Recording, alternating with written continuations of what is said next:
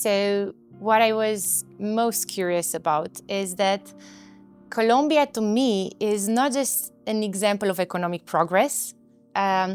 It's one of the most powerful examples of 360 transformation. By that, I mean they've got one of the biggest NGOs in the world, which is taking people out of poverty. They've got social impact projects, which have changed the lives of 9,000 people.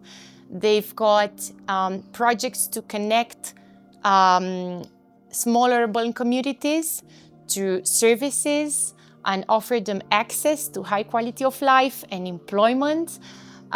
They have not just one, but many exceptional leaders, which were mayors who transformed and reformed 4 million 4 million inhabitant city like Medellín, without coming from any traditional political party, by just emerging from society, building civic movements that gave them the chance to implement groundbreaking transformations, which are still lasting today after 20 or more years since they happened. They transformed education for children. They transformed the look and feel of neighborhoods, accessibility to services. They preserve nature, and all of this in the same country, which makes it a remarkable example of opportunity and transformation, which you can interact with, you can meet these people, you can speak to them, you can ask them questions, you can learn from the stories of the people that they impacted, visit their homes, walk on their streets, meet them in their neighborhoods. And this is such an incredible learning opportunity for us.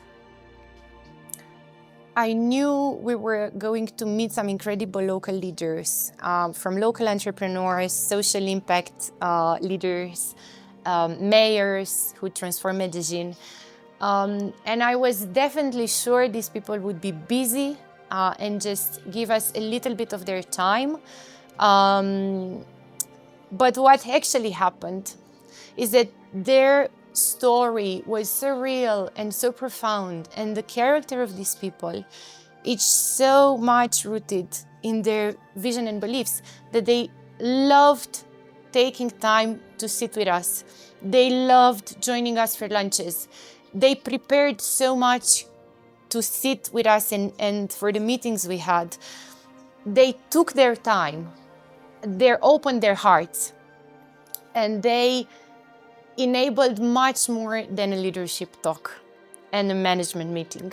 They created a context through which they shared their own visions and values, their own motivations, their failures and their joys, and this probably created one of the most remarkable learning experiences I ever had. Two moments probably moved me deepest. One was to meet Sergio Fajardo, who was the former mayor of Medellín, emerged as a political leader without being part of any political party. So it's a true, authentic civic movement that he created under a clear vision to enable opportunities for the most disadvantaged people in Medellín. But also enable innovation and entrepreneurship. So he had a very clear mandate. Meeting Sergio was very special because he said that the most beautiful buildings in all of Medellín, which is a city of 4 million inhabitants, should be of the schools in the poorest neighborhoods. And indeed, he ran architecture contests with local and global architecture companies, which are very well renowned, just in order to rebuild schools, because he speaks a lot about building dignity in people and how having dignity is the very root cause of ambition for changing your life and overachieving your condition.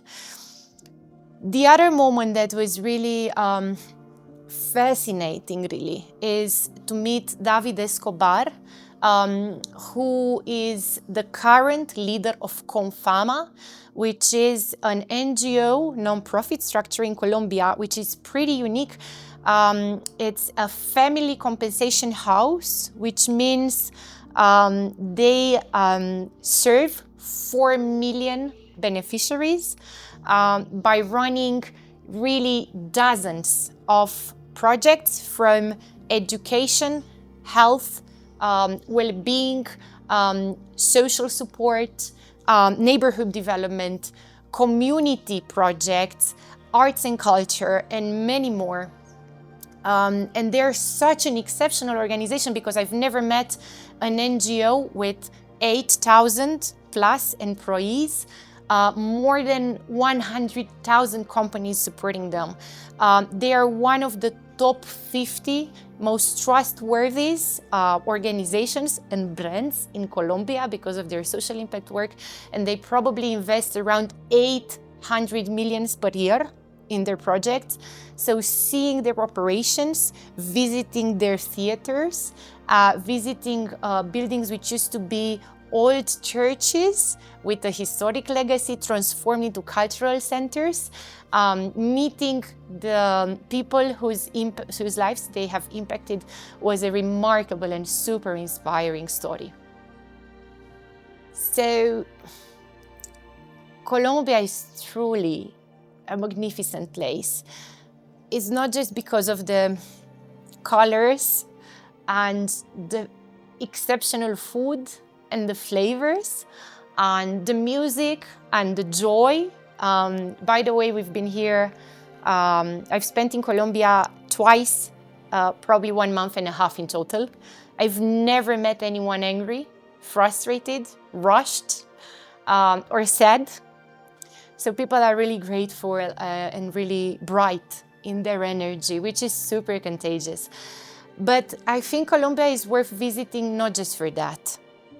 I think it's actually a country where everyone is really deeply in touch with nature.